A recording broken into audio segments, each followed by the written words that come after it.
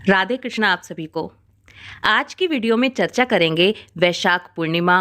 वैशाख पूर्णिमा पर उद्यापन कैसे करें। जिन्होंने पूरा महीने वैशाख के स्नान दान व्रत के नियम लिए हैं वो उद्यापन कैसे करें। जिन्होंने अंतिम 5 दिन ये सब कार्य किए हैं वो उद्यापन कैसे करें। वैशाख पूर्णिमा पर उद्यापन करने से सभी जो जानकारी है वो आज की इस वीडियो में हम लेंगे। वैसे तो साल में जितनी भी पूर्णिमा आती हैं, जितनी भी पूर्णमासी आती हैं, सबका ही अपना महत्व होता है, लेकिन वैशाख पूर्णिमा का विशेष महत्व है क्योंकि हम जानते हैं कि वैशाख मास तो खुद में ही कितना महत्वपूर्ण मास है।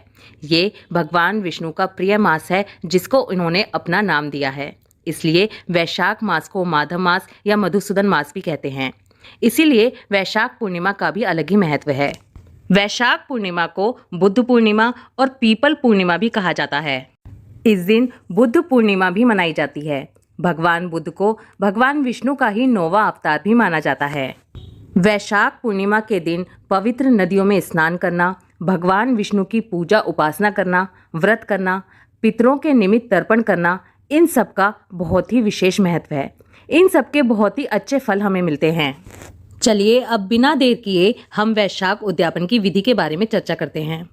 जिन लोगों ने वैशाख मास में पूरे महीने किसी भी तरह के नियम लिए हैं वो वैशाख पूर्णिमा वाले दिन उसका उद्यापन करते हैं। जिन्होंने 5 दिन के नियम लिए हैं वो भी उद्यापन करेंगे।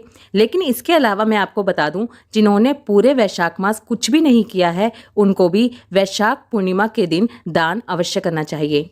वैशाख पूर्णिमा के दिन सुबह सवेरे ब्रह्म मुहूर्त में नदी स्नान करें। अगर नदी स्नान ना कर सके तो घर पर ही स्नान करें और उसके बाद अपनी श्रद्धा और सामर्थ्य के अनुसार दान जरूर करें। ये मैं उनके लिए भी कह रही हूँ जिन्होंने पूरा महीने कुछ नहीं किया है, वो भी वैशाख पूर्णिमा पर ही जरूर करें। वैशाख पूर्णिमा पर दान का विशेष महत्व है।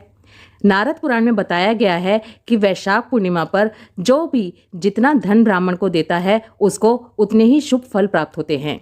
इस दिन जल से भरे हुए घड़े, कलश, छाता, जूते, पंखा, सत्तू, पकवान, मौसमी फल आदि का दान करना चाहिए। इस दिन किया गया दान गोदान के समान फल देने वाला होता है।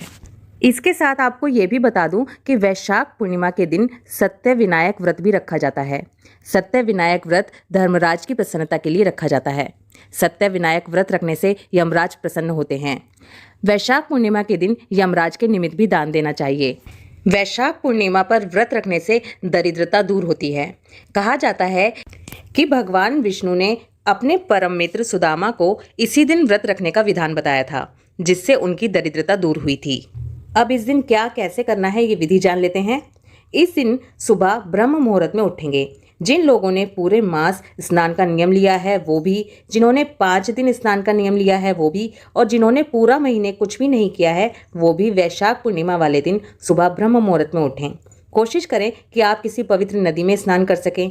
अगर ये पॉसिबल ना हो तो घर में ही पानी में गंगा जल और तिल मिलाकर स्नान करें। अगर आप पवित्र नदी में स्नान करने के लिए जा रहे हैं वैशाख पूर्णिमा वाले दिन तो पितरों का तर्पण जरूर करें। इस दिन पितरों का तर्पण करने से हमारे पितृ प्रसन्न होते हैं और हमें आशीर्वाद देते हैं। स्नान करने के बाद पूरे घर में गंगा जल के छींटे लगाएं। स्वच्छ कपड़े पहनें। उसके बाद सूर्य भगवान को पहली किरण के साथ जल अर्पित करें। इसके बाद एकादशी के दिन की तरह ही अपने लड्डू गोपाल, शालिग्राम जी या जो भी सेवित श्री विग्रह आपके पास हैं उनको बढ़िया पंचामृत से स्नान कराएं। उनको पीले वस्त्र धारण करवाएं। चंदन लगाकर उनका सुंदर श्रृंगार करें।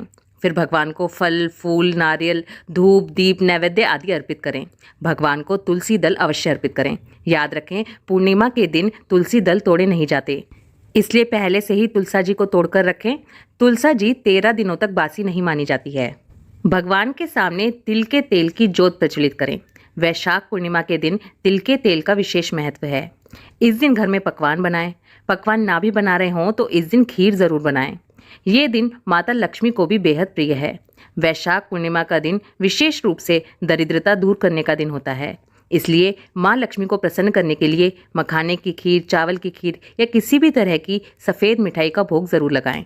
भगवान को भोग लगाकर इस प्रसाद को सभी लोगों में बांटें। पूर्णमासी की पूजा करें। भगवान सत्यनारायण की कथा करें।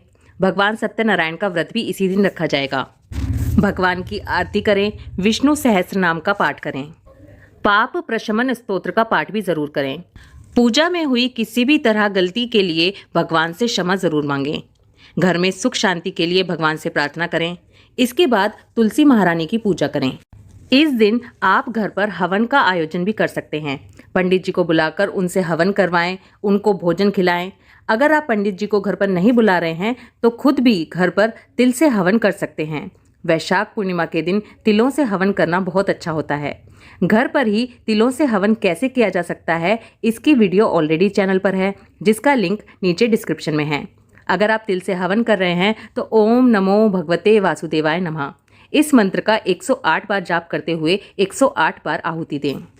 अच्छा, एक बात और, वैशाख मास का आपने महात्म जिससे भी सुना है उसको धन से पूजित करें। ये हमने वैशाख महात्म में सुना था। अगर आपने मुझसे वैशाख महात्म्य सुना है तो मेरे नाम से 11 या 21 रुपये मंदिर में चढ़ा दीजिए। और अगर आपने खुद से भी वैशाख महात्म्य किसी पुस्तक में से पढ़ा है तो भी 11 या 21 रुपये मंदिर में ज़रूर चढ़ाएं। इसमें इतने ही रुपये होते हैं, इससे ज़्यादा रुपये नहीं होते, लेकिन महात्म्य के नाम के रुपये मंदिर में ज़रूर चढ़ाएं। इसके साथ अगर आपके लिए पॉसिबल हो तो 1, 3 या 5 ब्राह्मण को घर पर बुलाकर जिमाएं। अगर पॉसिबल ना हो तो मंदिर में भी भिजवा सकते हैं। अगर खाना नहीं बना पा रहे हैं तो सूखा सामान, जिसे सीधा कहते हैं, वो ही मंदिर में भिजवा दीजिए। लेकिन सूखा सामान उसी स्थिति में भिजवाइए जब आपकी कोई मजबूरी हो। केवल अगर आपको आलस आ रहा है बनाने में तो ऐसा मत कीजिए कि इसी वजह से आप सूखा सामान भिजवा रहे हैं। सूखे सामान में आप आटा, चावल, चीनी, सब्जी में जैसे आलू या टमाटर हो गया, मसाले हो गए वो भी रख सकते हैं, दाल उड़द की रख सकते हैं, घी, दूध, चीनी और चावल तो ज़रूर ही रखिए, क्योंकि इस दिन खीर बनाने का विशेष महत्व होता है। तो जो खीर का सामान है वो ज़रूर दान कीजिए। वैशाख पूर्णिमा का उद्यापन करते समय हमें धर्मराज के निमित्त भी दान अवश्य करना होता है, जैसा कि हमने वैशाख महात्म्य में भी सुना था। स्कंद पुराण के अनुसार वैशाख पूर्णिमा के दिन हमें धर्मराज के निमित्त जल से भरा हुआ घड़ा, दही और अन्न अवश्य ही निकालना चाहिए। तो ये भी सामान हम ज़रूर निकालेंगे। धर्मराज के निमित्त, ब्राह्मण के निमित्त जो भी सामान आप ब्राह्मण को दे रहे हैं उसमें दक्षिणा ज़रूर रखें। कहा जाता है कि दक्षिणा रखने से जो भी कमी रह जाती है उसकी पूर्ति हो जाती है। इसी के साथ धर्मराज के निमित्त जब आप सामान निकाल रहे हैं तो उसमें पूरे परिवार सहित हाथ जरूर जोड़ें और उनसे प्रार्थना करें कि हे भगवान, हे धर्मराज, ये भेंट आपके लिए है, इसे स्वीकार कीजिए और मुझ पर या मेरे परिवार पर कभी भी आपका भय ना हो, कभी भी अकाल मृत्यु का डर ना रहे, ऐसा आशीर्वाद दीजिए। धर्मराज के निमित्त दान वैशाख पूर्णिमा के दिन विशेष महत्व रखता है, इसलिए ये आप जरूर करें। कहा जाता है कि वैशाख पूर्णिमा के दिन धर्मराज के निमित्त जल से भरा घड़ा, दही और अन्न निकालने से हमें गौदान के बराबर फल मिलता है और इसके अलावा यमराज का और अकाल मृत्यु का भय नहीं रहता। वैशाख पूर्णिमा के दिन पीपल की पूजा भी अवश्य करें, क्योंकि इस वैशाख महीने में पीपल का विशेष महत्व है, इसलिए इसे पीपल पूर्णिमा भी कहा जाता है। जिन्होंने पूरा महीना पीपल पर दीपक जलाने का नियम लिया था वो भी इसका उद्यापन करेंगे। पीपल पर 4 बत्ती लगाकर घी का दिया जलाएंगे। पीपल पर जल जरूर चढ़ाएंगे और दक्षिणा जरूर रखेंगे। वैशाख पूर्णिमा के दिन शाम को चंद्र देवता की पूजा करना भी बहुत अच्छा होता है। चंद्रमा की पूजा भी अवश्य करें, चंद्रमा को जल अर्पित करें। और जिन लोगों ने पूरे वैशाख मास के अंतिम 5 दिन व्रत का नियम लिया है, जिन्होंने अन्न त्याग करने का नियम लिया है, वो वैशाख पूर्णिमा के दिन रात को भोजन करेंगे चंद्रमा की पूजा करने के बाद। जिन्होंने फलाहार का नियम लिया है वो फलाहार ही खाएंगे और अन्न अगले दिन खाएंगे।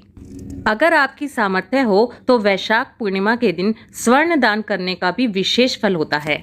जिन लोगों ने पूरे वैशाख मास दीप दान का नियम लिया हुआ था वो लोग भी इस दिन उद्यापन करेंगे। इस दिन किसी भी धातु का सोना, चांदी या फिर किसी भी धातु का दीपक, घी और रुई का दान मंदिर में करेंगे। अब मैं आपको कुछ ऐसी चीज़ें बता देती हूँ जिनका दान करना वैशाख मास में बहुत अच्छा होता है। अगर आप ये दान वैशाख के पूरे महीने में कभी भी कर चुके हैं तो बहुत अच्छा है, नहीं तो आप पूर्णिमा वाले दिन भी ये दान कर सकते हैं। इसमें चावल, दाल, चीनी हो गया, घी, नमक, आटा हो गया, सब्जियां हो गई और जो गर्मी के फल होते हैं वो हो गए, जैसे कि आम, खरबूजा, तरबूज, बेल, ककड़ी, नींबू, केला, इस तरह के फलों का दान कर सकते हैं। इसके अलावा आप गर्मी से बचने वाली चीज़ें जैसे कि पंखा हो गया उसका दान कर सकते हैं। दूध, दही, छाछ का दान कर सकते हैं।